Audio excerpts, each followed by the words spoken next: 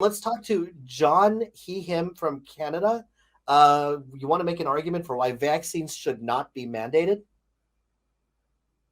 It should not be they should not be mandated because, well, because if they can mandate vaccines, they can mandate anything. So in other words, by doing a mandate, they're telling you to put something inside your body. If you have no control over your own body, you have no control over anything. It takes away your autonomy, and that means we lose our freedom.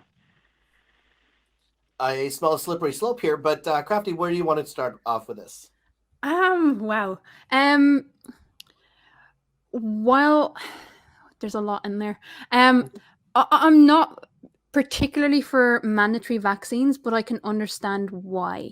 The simple fact of the matter is where we are is the longer people remain unvaccinated, the more variants come from this virus, and this is the problem. The more variants, the more drawn out the solution is going to be. So the issue with the vaccine, and I hate to say it, John, you're in Canada, I'm in Ireland, Puck, you're in the US. I hate to say it, but we don't know what it's like for our freedoms to be taken away. You look at other countries and you can see what freedoms being taken away are. And I think a lot of people in relation to this vaccine have been very first world problemish. They don't actually see the larger picture. You don't actually see that you could be destroying your entire family, your entire community.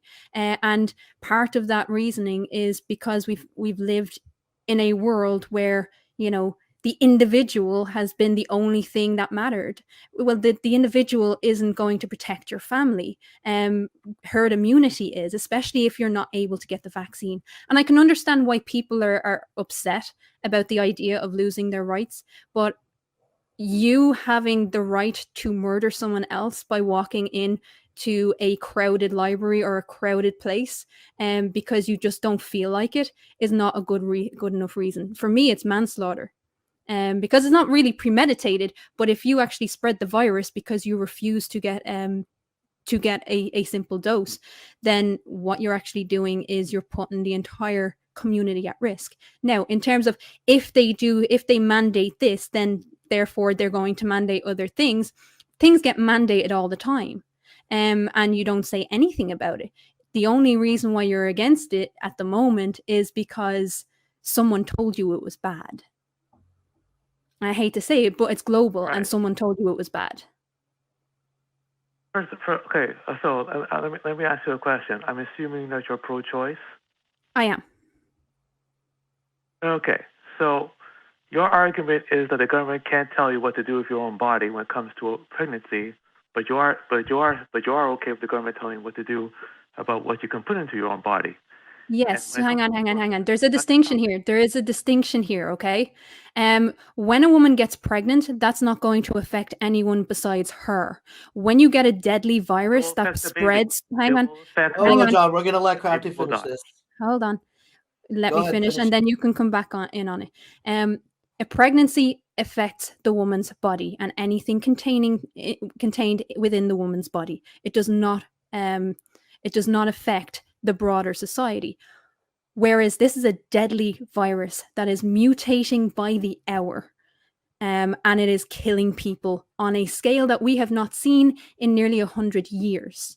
So that's the difference. There has to be a moment where we say the greater good, and I hate to use that phrase because it's so corny, but the greater good and what is in the interest for the species to survive is mandatory vaccines. And if the governments decide that's the way to go to protect their populace, then that's the way to go. And hopefully, the way in which you do make sure that it's just for this one vaccine is by monitoring your councils, by monitoring your politicians. That should definitely not just be given a free pass on every single thing. You fight back where it's needed to fight back.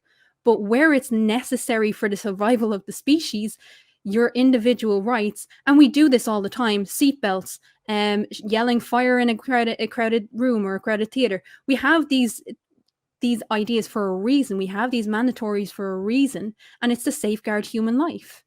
If you're not for safeguarding human life, then you really need to look at yourself and say, why am I not for safeguarding human life? All right, John, what do you got to say about that? Okay. First of all, suspending human freedoms should never happen.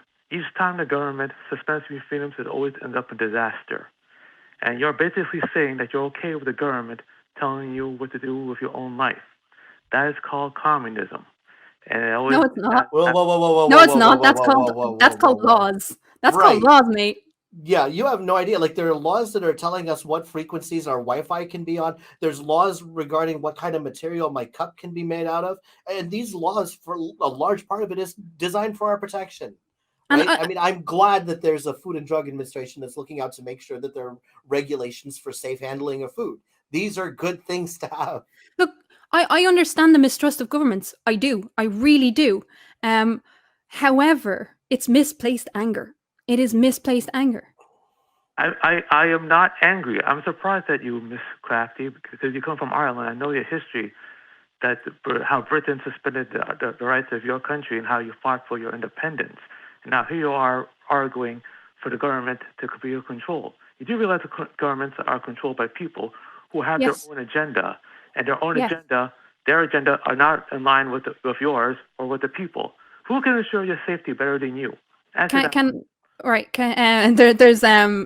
when it comes to safety, there's a lot of things that I don't do right to ensure my safety. I'm a year and a half off the smokes, but for a long time I smoked.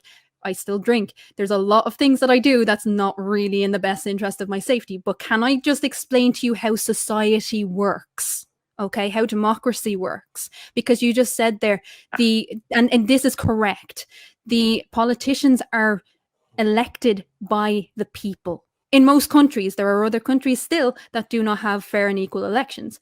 But in the Western world, we have elections. We have elections to councils, we have elections to parliament.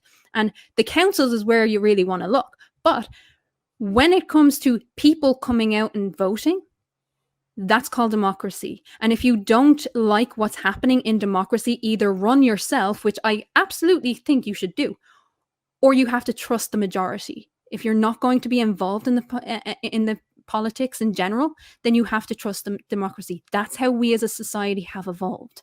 We trust in the democracy. And if we don't like it, we try to change it by running in fair and democratic elections.